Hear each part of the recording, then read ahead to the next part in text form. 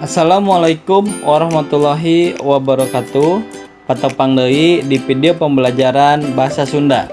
Dinten ayeuna urang bade diajar materi pangjejer acara kanggo di kelas 8. Tapi sataacan ka video pembelajaran, mangga urang sami-sami ngadoa supaya materi anu bade dipelajari ku urang mudah kanggo dipahami. Tonton video pembelajaran ieu dugi karengse nya. Mangga urang sami-sami mulai. Wilujeng nyakseni. Naon anu dimaksud pangjejer acara? Pangjejer acara atawa MC bisa oge panata acara nyaeta hiji jalma anu mibanda pancen ngatur tur nyusun hiji acara sangkan acarana lumangsung kalayan lungsur langsar luyu jeung jadwal sarta waktu anu geus ditangtukeun. Ari jalma anu ngajejeran acara teh disebutna pangjejer atawa panata acara.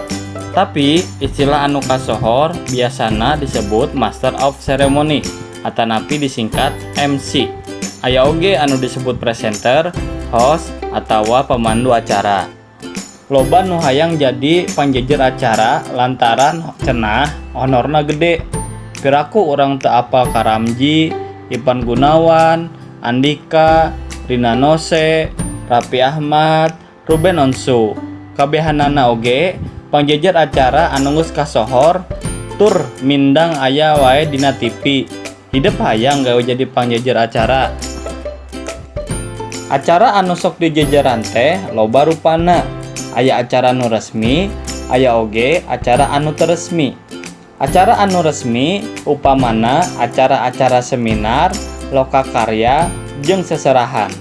Acara anu teu resmi saperti kumpulan keluarga jeung hiburan. Acara resmi biasana runtuyanana teh nyoko kana 4 hal, nyaeta anu kahiji bubuka, anu kadua sambutan, anu katilu acara pokok, anu kaopat doa sareng penutup. Dina ngajejeran acara oge aya aturan-aturanana. Pon kitu deui, lamun orang jadi pangjejer acara atawa MC kudu merhatikeun syarat-syarat ieu. Aya 5 syarat anu kedah diperhatikeun ku urang upami urang bade jadi pangjejer acara atanapi MC. Mangga ku hideuk tingali. Pikeun bisa nyusun acara, aya hal-hal anu kudu disiapkeun samemehna. Di antarana wae anu kahiji neuleuman kahayang atawa tujuan kagiatan. Anu kadua wawanohan jeung nu boga acara atawa panitia. Anu katilu nitenan survei situasi, kondisi, jeung kaayaan. Anu kaopat rukun gawe jeung panitia lian. Sarta anu terakhir prakna nyusun acara. Ari ngajejeran acara resmi teh aya tata krama. Di antarana wae nu kahiji basa anu dipake kudu direka sing merenah. Anu kadua make pakaian anu sopan atawa pakaian anu luyu jeung sifat acara. Anu katilu lamun mawa naskah acara ulah loba teuing maca naskah. Anu kaopat sorak kudu ngoncrang atawa bedas. Anu kalima ngaruntuykeun acara luyu jeung anu geus ditangtukeun.